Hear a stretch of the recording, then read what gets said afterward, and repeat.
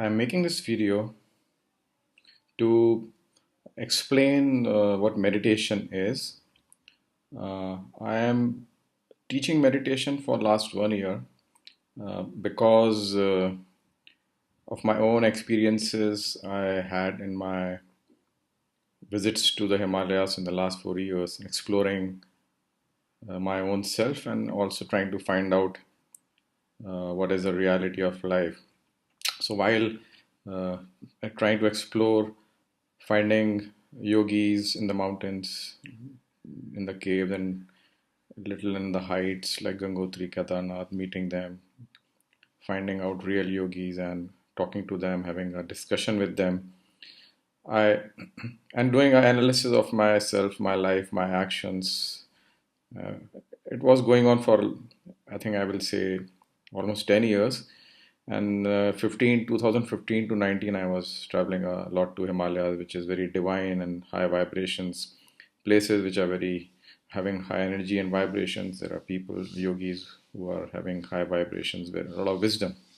So this, I will say, effectively 10 years of self-analysis and exploration about the self awakening and realization got me to a stage in 2015 in one of the cave in Rishikesh in a called Tatwale Baba's cave. I had this experience of my mind becoming without any thought. So I started analyzing it, how it happened, and it remains like this. I generally don't have too many thoughts. Uh, I mean, generally one thought at a time, and if I can sit and close my eyes and meditate, I can even remove that thought also and can remain thoughtless.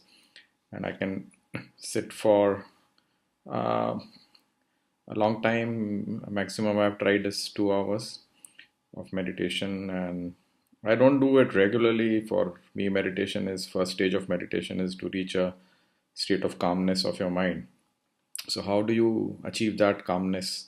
I did a analysis, scientific analysis, and came to realize a kind of a methodology and a process which prepares you to reach a state where you can calm your mind. And once you calm your mind, if you can calm your mind, if you can control thoughts, if you can not let the thoughts come and hit you, then you have your mind available to you to do what you want to do, whether you are standing or sitting or doing anything in your awake state or conscious state. So, in your conscious state, your mind is kind of purified and it is stable and it is focused, it is devoid of any worries and thoughts which are not required. So, this is what I try to teach, the methodology which I've developed. So, so before I take you to the methodology which I use to explain how to prepare yourself to calm your mind, I will like to tell you few things about meditation. That what exactly is meditation? Meditation is about mind, and we want to have a peace of mind or control of mind, focus mind.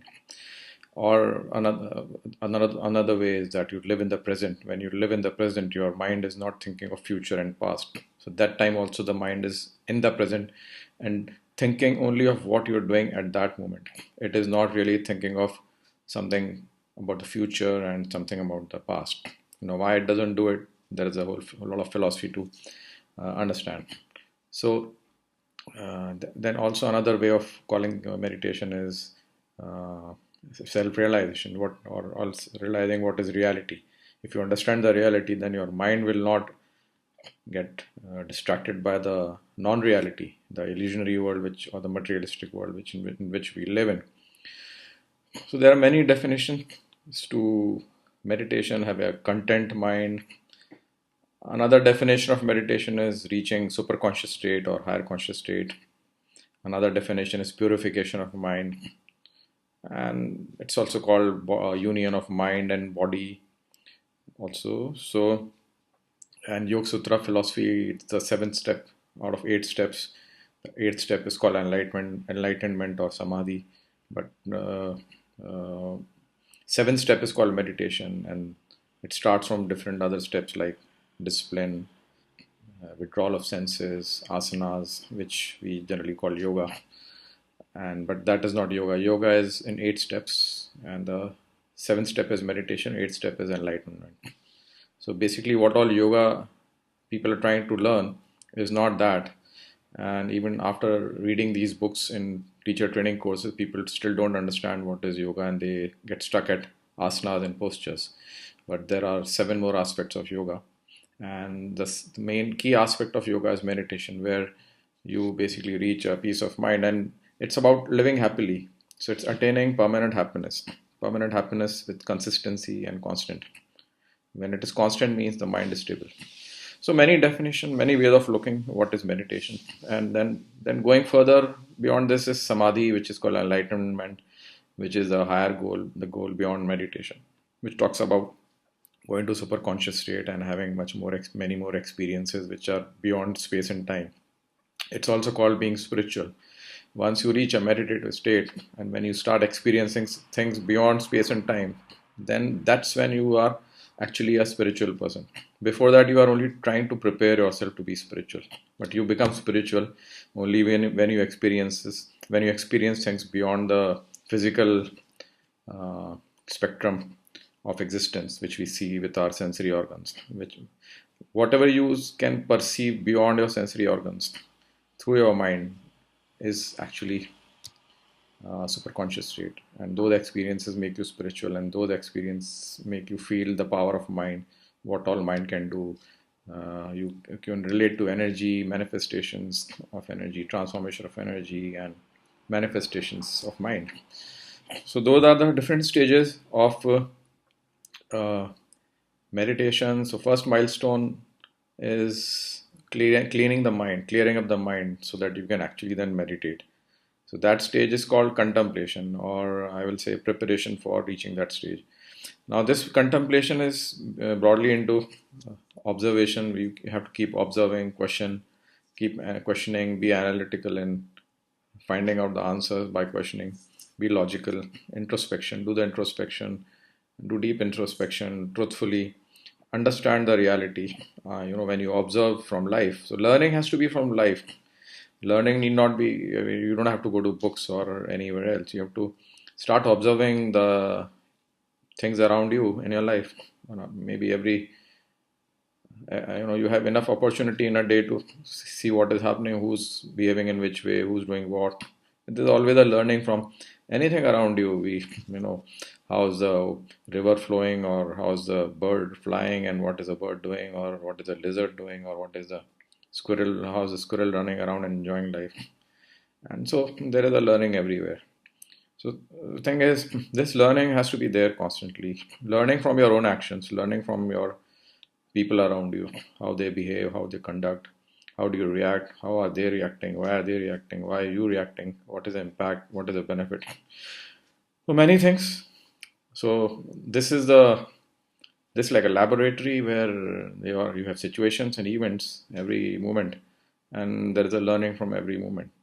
Once you learn to ignore those events. You don't react to those events. So ultimately, you learn not to react to anything, because once the learning is done from every situation, every kind of situation, you move on to the bigger, more complex situation. So this learning doesn't end. When it ends, when you reach enlightenment, then only it ends. But till the time you don't reach there, the situations will keep coming and with different intensity and try to make you learn. And if you don't learn it, they'll keep coming with even harsher, tougher intensity till the time you get a hard kick, and then then you decide, okay, I need to learn now. There's something wrong. So also this philosophy is about learning, trying to find out what is going wrong with you. What are you doing wrong?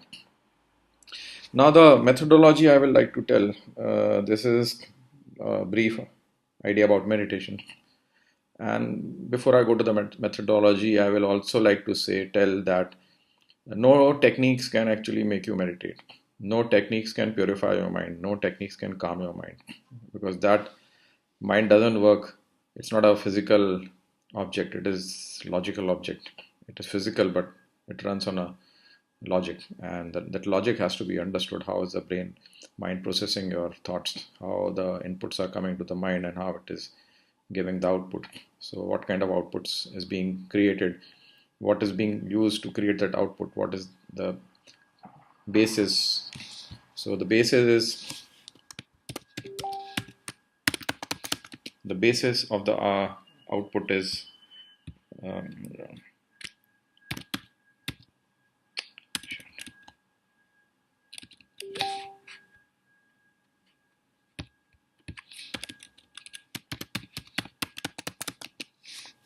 so the basis of the this philosophy. Sorry, I got interrupted. So I'll come back to the. I was telling that no technique can actually make you purify your mind or remove the thoughts, because it is not happening mechanically, it is happening logically. You have to understand the whole logic behind this. If you don't understand the logic, you can't sit and close your eyes and somebody tells you that, listen to some music and do something else, think of something else, or somebody will tell you imagine this.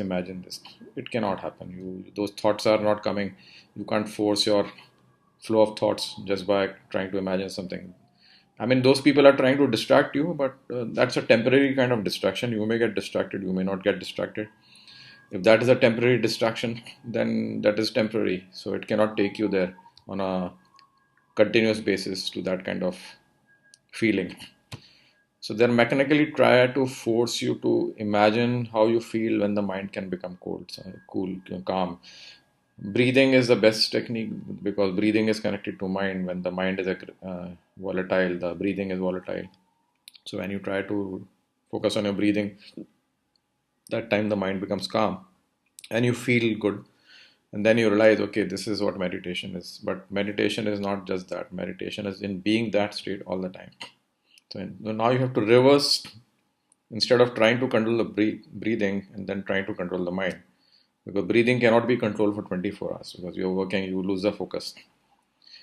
So you have to understand the logic behind the mind and reprogram the mind. How do we reprogram the mind? That is what is a methodology. That programming of mind is based on running on a certain logics or a design, human quality. The way we think is based on how we are tuned, how my qualities are tuned. That's our behavior, and behavior is nothing how we react to something and what kind of perception we create. How do we perceive things based on our qualities? If my quality is selfish, so I will perceive things in a selfish way, and if I am doing things with a selfish way, I will be manipulative, and I'll be manipulative. I'm thinking all the time, thinking how to manipulate. And then when I'm trying to manipulate, obviously I'm thinking all the time. And when I'm thinking all the time, my mind is overworking. So I'm dissipating my energy. So when we are thinking too much because of the wrong way of thinking, if I'm selfless, I will stop thinking. I'll become natural. So what is natural is your true self. What is meditation is also trying to identify a true self. So when you go to the true self, you say, okay, I should be selfless. I become natural. My actions become natural. I don't have to think because then it is automatic. If I say I should not be greedy, and if I'm greedy, I'm again trying to manipulate because my greed is making me create expectations, attachment, manipulation, frustration, worries, plans, expectation, fear of not getting anything which we want to get now, living in the future, not living in the present. So these kind of things will actually take you away from your normal self, normal nature. The normal nature should not be greedy. And who will say I should be greedy? Truthfully, if you think you should not be greedy at all. You should not be selfish at all. You have to understand your needs. Work for your needs. What are your roles and responsibility? Those are your needs. Then you have to work hard.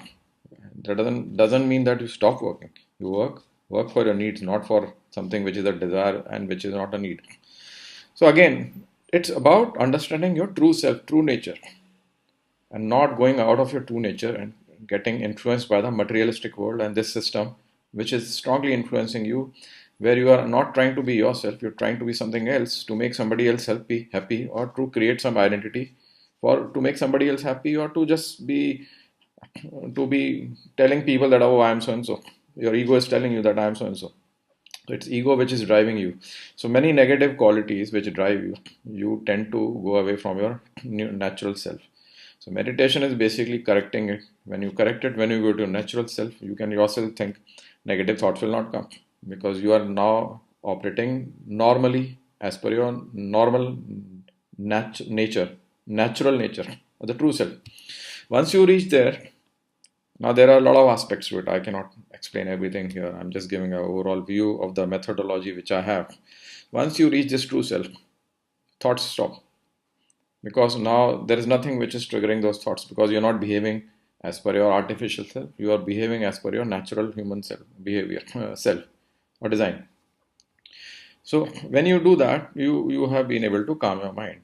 And once you calm your mind and then you meditate, then you can go to the spiritual aspects of meditation and super conscious, higher consciousness.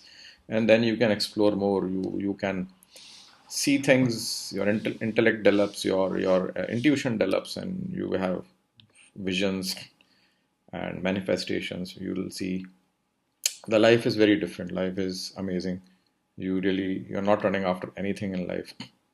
Whatever comes to you, whatever is destined to come to you will keeps coming to you. So in short, this is what my methodology is, and it's very interesting. I did analysis after I achieved this state, how it happened. I said it cannot be magic, it should be scientific, and this whole yoga is a science. This is the deep science about yoga, Vedic science. And these signs have been found by the rishis and munis and the yogis going into deep meditation in the isolation, and that's how they found it. Because they disconnected from the world for a long time and then they realize the reality. It's so simple. When I was thinking, the curiosity of finding these yogis who go to the mountains and they disconnect completely and they meditate for days and months together. They basically learn how to live without them, from this away from the illusionary world, and then they connect to the reality. They connect to the self. They connect to the universe, and the alignment of the energy happens, and the resonance happens. Synchronicity happens with the universe and the energy of your soul. When that happens, then things happen. So thank you for listening to me. I hope you like it. I tend to speak fast, and I feel a little helpless. Bye bye.